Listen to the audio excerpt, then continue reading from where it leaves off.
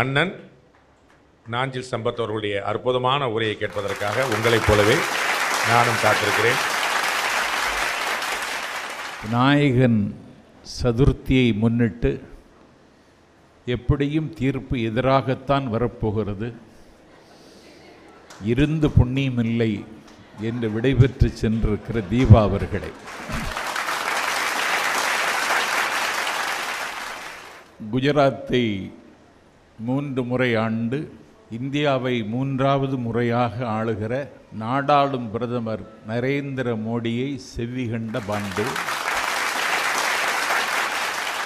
Harvard பல்கலைக்கழகத்தில் பட்டம் பெற்று இவரை போல் ஆங்கிலத்தை இவ்வளவு அழகாக பேசுகிறவர் இந்தியாவில் இல்லை என்று பெயர் பெற்ற முன்னாள் நிதியமைச்சர் அண்ணன் ப. சிதம்பரத்தை கேள்வி கேட்ட பாண்டே 11 வயதில் மேடை ஏறி 81 ஆண்டுகளாக காலத்தீயில் கருகி போகாத ஒரு கொள்கையை காப்பாற்றுவதற்கு இன்னும் இயங்கிக் கொண்டிருக்கிற ஆசிரியர் வீரமணியை கேள்வி கேட்ட பாண்டே விநாயகர் சதுர்த்தியில் இப்படி ஒரு கும்பலிடம் வந்தவர் சிக்கிக் கொண்டதற்கு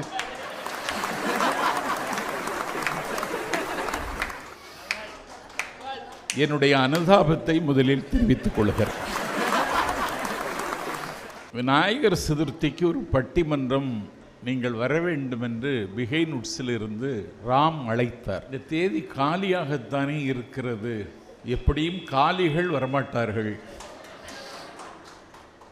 போய் வந்துவிடலாமே என்று நீலத்திரைகடல் ஓரத்தில் நின்று நித்தம் தவம் செய்யும் குமரி எல்லையின் எல்லையிலிருந்து புறப்பட்டு இங்கே வந்தால் விநாயகர் சதுர்த்தி விழாவிற்கு இறைவணக்கம் பாடிய தீபா முத்தை தெரு பத்தி திருநகை என்று பாடுகிறார். அது விநாயகர் பாட்டு இல்லையா? இல்ல, விநாயகருக்கும் முருகனுக்கும் வித்தியாசம் தெரியாதவர்களெல்லாம் பட்டிமன்றத்தில் பேசுகிறார்கள். இப்பொழுது பட்டிமன்றத்தில் பேச வருகிறவர்கள் பாடுகிறார். பாட்டு மன்றம் ஆக்கிவிட்டார்கள். கனவுகள் காணுகிற கால்சட்டை பருவத்தில் பட்டிமன்றத்தை சிகரத்தின் உச்சியில் கொண்டு வைத்த தவத்திரு அடிகளாரிடம் அவருடைய தலைமையில் பேசியவன் நான். கல்லூரி மாணவனாக இருந்த பொழுது வாரியார் சுவாமிகளிடம் ஞான சிறுவன் விருது பெற்றவன் நான். அப்படி இருந்த நான் இப்படி ஆயிட்டேன் அப்படின்னு சொல்ல வர. ஒரு விவாத அரங்கம், தி டிபேட், தலைப்புக்குள்ளே நின்று அதனுடைய அடியும் முடியும் தேடி அதனுடைய மண்ணும் விண்ணும் பார்த்து பேச வேண்டும். இதுதான் நான் படித்த பாடம். ஆனால் இப்பொழுது பாடுகிறார்கள். அடுத்த விநாயகர் சதுர்த்திக்கு இவர்கள் ஆடுவார்கள்.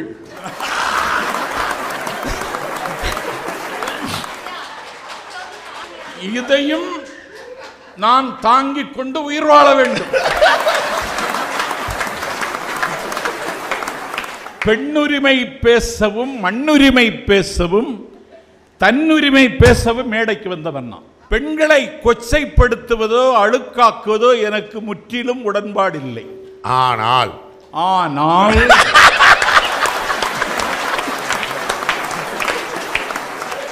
அழுக்காக்கி தீர வேண்டிய நிலையில் என்னை கொண்டு வந்து நிறுத்தி விட்டதற்கு லலிதாவுக்கும் அன்னபாரதிக்கும் என்னுடைய கடுமையான கண்டனத்தை தெரிவித்துக் கொள்கிறேன். பெண்ணுக்கு எல்லா உரிமையும் வேண்டும் என்று கேட்டவன் பாரதி. அதனால்தான் அவனுக்கு யுக கவிஞன் என்று பெயர். பெண்ணுக்கு உரிமை வேண்டும் என்று கேட்ட பாரதி கண்கள் 2 இருந்தும் காணும் திறமையற்ற பெண்களின் கூட்டமடி கிளியே பேசி பயன் என்னடி கிளியேன்னு கேட்டான். இவர்களுக்காகவே எழுதினான். இந்த 2 பேரை பார்த்துதான். இல்லறம் என்பது வாழ்க்கை என்பது 1.5 அடியில் பிறந்து 6 அடிக்கு வளர்ந்து மண்ணுக்கு உரமாவதல்ல. நிலத்தில் விளைந்தவைகளை தின்று திரிந்து கதை முடிப்பதல்ல. உண்ட உணவின் கொழுப்புக்களை பிறரோடு கூடி தனித்துக் கொள்ள வேண்டும் என்கிற தன்னிச்சையின் பார்ப்பட்டதல்ல. வாழ்க்கை என்பது வாழ்வதற்காகத்தான். அந்த வாழ்க்கையில் பங்கெடுத்துக் கொள்ளக்கூடிய எல்லா உரிமையும் ஒரு பெண்ணுக்கும் இருக்கிறது. ஆனால் தினசரி செய்தித்தாள் படித்தால் கொலை செய்வது யார்? கொலையும் செய்வாள் பத்தினி.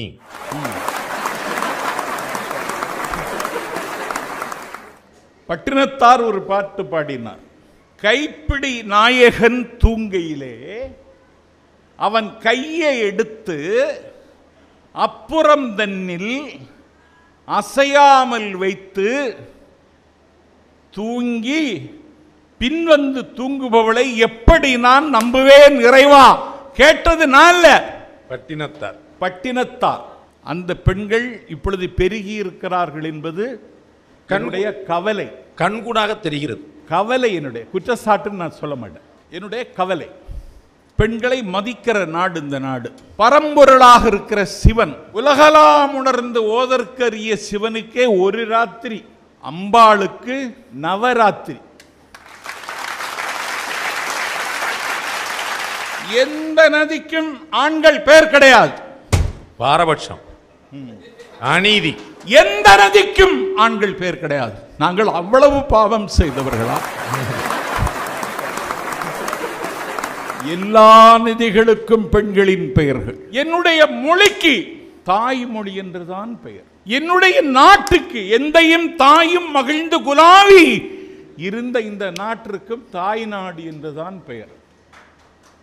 ஆனாலும் இவர்கள் திருப்திப்படுகிறார்களா? இல்லையே.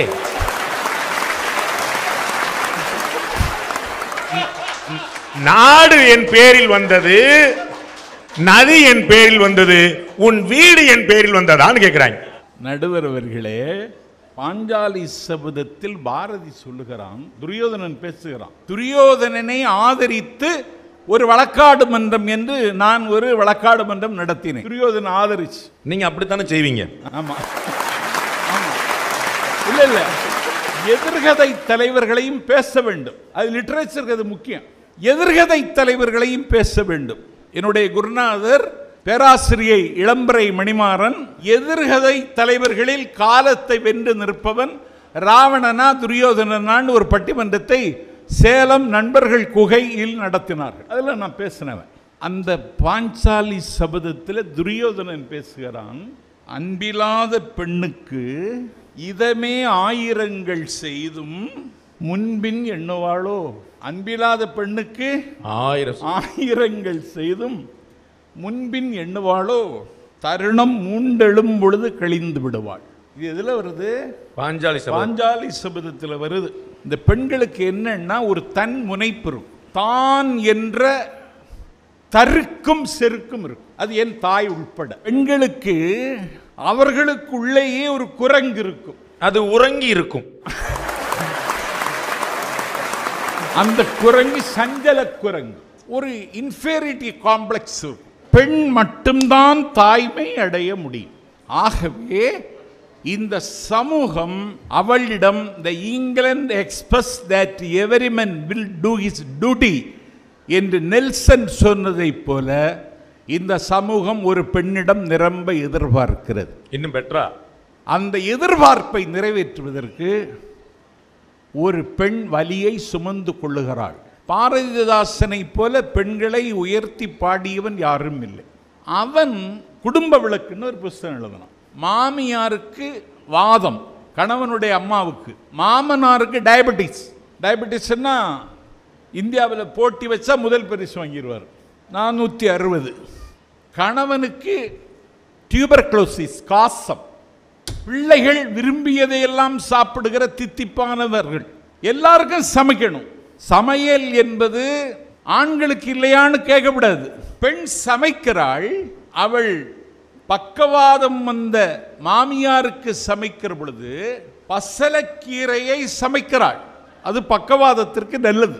டயபெட்டிஸ் வந்த மாமனாருக்கு சமைக்கிற பொழுது அதற்கு பக்குவமாக சமைக்கிறாள். கட்டிய கணவன் காசம் வந்திருக்கிறது அவனுக்கு சமைக்கிற பொழுது கொஞ்சம் வெந்தயம், மிளகு, ஜீரகம் சேர்த்து அதிகமாக சமைக்கிறாள். குழந்தைகள் தித்திப்பாக சாப்பிடுகிற குழந்தைகளுக்கு அவர்கள் விருப்பம் போல் சமைக்கிறாள். பாவேந்தன் பாடுகிறான், கறிகள் தோறும் உண்பவர் தம்மை கண்டாள் அப்படின்னு பாடினான். ஒவ்வொரு குழம்புலையும் அவளுக்கு முகம் தெரிகிறது. இது மாமனாருக்கு வைக்கிற குழம்பு, மாமனார் முகம் என்ற குழம்புல தெரிகிறது. பக்கவாதம் அந்த அத்தைக்கு சமைக்கிற குழம்பில் அத்தையின் முகம் தெரிகிறது. காசம் அந்த கணவனுக்கு சமைக்கிற குழம்பில் அவன் முகம் தெரிகிறது. கரைகள் தோறும் உண்பவர் தம்மை கண்டாள் என்று ஒரு பெண் செய்ய வேண்டிய கடமையை, இது ஆணாதிக்க சிந்தனையில் செய்யறான். நாங்க பெண்கள்கிட்ட நீங்க சாரதாம்பாள மாதிரி இருக்கணும்னு எதிர்பார்க்கல. கணவனே கண் கண்ட தெய்வம். ஆமா, சாரதாம்பாளுக்கு ராமகிருஷ்ணருக்கு 11 வயசு, அந்த அம்மாவுக்கு 8 வயசு. கல்யாணம் நடந்துச்சு. அவர் பெரிய காளி பக்தர். அவர் காளியை தரிசிப்பதற்காக கல்யாணம் செய்தார் என்பதை கூட மறந்துவிட்டு தட்சிணேஸ்வரத்துக்கு வந்துட்டார். காலங்கள் நகருகிறது. தாலி கட்டிய கணவனை தேடுகிறார். மாங்கல்யம் சூட்டிய கணவரை காண வேண்டும் என்று தட்சிணேஸ்வரத்திற்கு வருகிறாள் சாரதா. வந்ததற்கு பிறகு அவருக்கு ஒரு குற்ற மனப்பான்மை.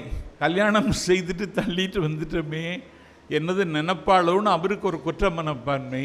என்ன இப்படி வந்த அப்படின்னு கேட்டார். சாரதாம்பாள் சொன்னார், நீங்கள் செய்கிற இந்த தொண்டுக்கு ஊழியம் செய்ய நானும் வந்தேன். 28 ஆண்டு காலம் ஒரு ஏகாதிபத்தியத்தினுடைய வல்லாதிக்க தாக்குதலுக்கு ஆட்பட்டு இருண்ட சிறையில் இருந்தான் நெல்சன் மண்டேலா. அவனுடைய மனைவியின் பேர் வின்னி. 28 ஆண்டு காலமும் அவனுடைய பிறந்த நாளை அவள் தென்னாப்பிரிக்காவில் கொண்டாடினாள். வின்னி ஒரு அலமாரியில கேக் இருக்கும். லட்சக்கணக்கான மக்கள் கூடுவார்கள். அந்த லட்சக்கணக்கான மக்களினுடைய சங்கமத்தில் அந்த பிறந்த நாளை கொண்டாடுகிற பொழுது அந்த அலமாரியை திறந்து கேக்கை எடுத்து மேசையில் வைத்து அந்த மெழுகுவர்த்தியை ஏற்றும் பொழுது அவளே கத்துவாள், வின்னி நெல்சன் மண்டேலா, நெல்சன் மண்டேலா என்று வானம் அதிர கத்துவார்கள். மக்களும் கூட்டம் கூட்டமாக முழங்குவார்கள். அந்த மெழுகுவர்த்தி எரிந்து தீர்ந்ததும் அந்த கேக்கை எடுத்து மீண்டும் அலமாரியில் வைத்து விடுவாள். அந்த கேக்குக்கு வயசு 28. அவர் விடுதலை பெற்று வெளியே வந்து விட்டார். மக்கள் மன்றத்தில் நின்று வெற்றி பெற்றார். ஆட்சி அதிகாரம் அவர் கையில் கிடைத்தது. அவருடைய மனைவியை அமைச்சராக்கினார். அவர் ஊழல் குற்றச்சாட்டுக்கு உள்ளானார். 28 ஆண்டு காலம் அந்த விடுதலை போரை நெல்சன் மண்டேலா சிறையில் இருக்கும் பொழுது முன்னெடுத்து சென்ற தன்னுடைய மனைவியை மந்திரி சபையிலிருந்து நீக்கிவிட்டார். ஆகவே பெண்கள் பொறுப்பை உணர மாட்டார்கள். மண்டேலாக்கு தெரிஞ்சிச்சு. ஒரு சுவையான மட்டன் குழம்பு சமைப்பது எப்படி அப்படின்னு ஒரு கேள்வி. கடைக்கு போ, 1 கிலோ மட்டன் வாங்கு, மனைவி இடத்தில் கொண்டு கொடு, உங்க அண்ணன் மத்தியானம் சாப்பிட வாரான்னு சொல்லு. மட்டன் கம கம கம கம கம கணவர் வராருன்னு சொல்லிட்டா அவ்வளவுதான். அதனாலதான் நான் வீட்டுக்கு போகும்பொழுது நான் வர்றேன்னே சொல்றது இல்லை. அவங்க அழகா சொன்னாங்க, அண்ணன் வந்தாருன்னா மட்டனா இருக்குமா, நம்ம வந்தா மட்டமா இருக்குமா. உங்க அம்மாவை கொண்டு விட்டாச்சா?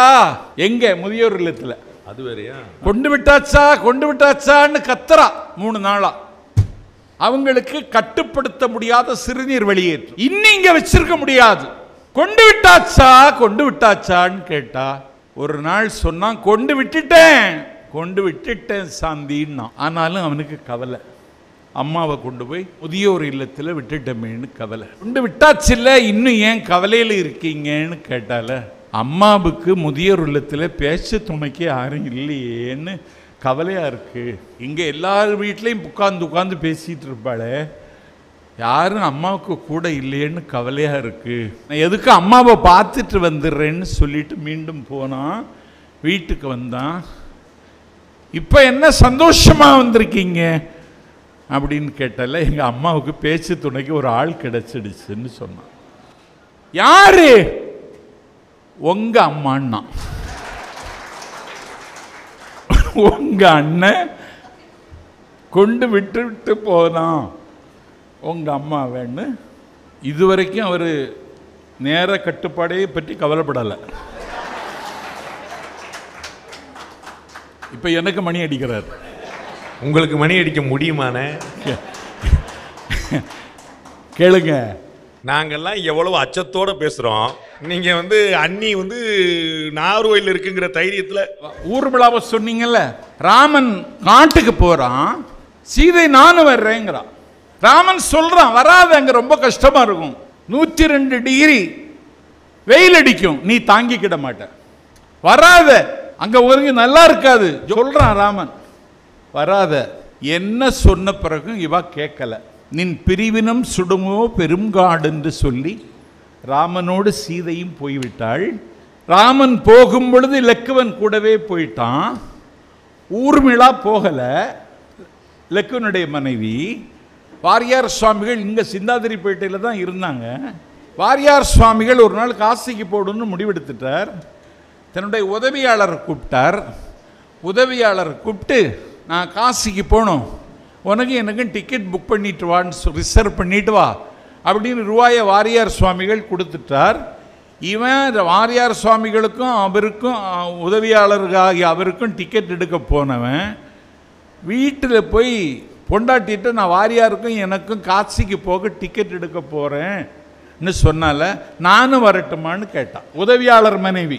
வாரியார் சுவாமிகள்கிட்ட அனுமதி வாங்காமல் எப்படி இது செய்கிறதுன்னு சொல்லி திருப்பி வாரியார்கிட்ட வந்து, என் மனைவியும் கூட வர விரும்புகிறாள், அவளுக்கும் டிக்கெட்டு போடவான்னு கேட்டால ரூபா கொடுத்துட்டார். அவளுக்கும் சேர்த்து போடுன்னு போட்டாச்சு. டிக்கெட்டு முன்பதிவு கன்ஃபார்ம் ஆயிடுச்சு. ட்ரெயின் சென்ட்ரலேருந்து கிளம்பிடுச்சு. உன் பொண்டாட்டியும் வாரால ஆமான்னு சொன்னான். வாரியாருக்கு உதவியாளர் அணுக்கமாய் நெருக்கமாய் இருக்கிறவர் அரக்கோணத்தில் வந்த உடனே ட்ரெயின்லேருந்து இறங்கி, லட்சுமி உனக்கு என்ன வேணும், காஃபி வேணுமா டீ வேணுமான்னு கேட்டான். வாரியார் சாமியை விட்டாச்சு. காட்பாடி வந்தால இட்லி வேணுமா பூரி மசால் வேணுமான்னு கேட்டான். லட்சுமிட்ட வாரியார்ட்ட கேட்கல. சோலையார்பேட்டையில் வந்தால கேட்டான், இளநி வேணுமா கரும்பு சாறு வேணுமான்னு லட்சுமிட்ட கேட்டான். காசி போறது வரைக்கும் வாரியார்ட்ட என்ன வேணும்னே கேட்கல. வாரியார் சொன்னார், லக்குவன் ஏன் ஊர்மலையை கூட்டிட்டு போகலைன்னா,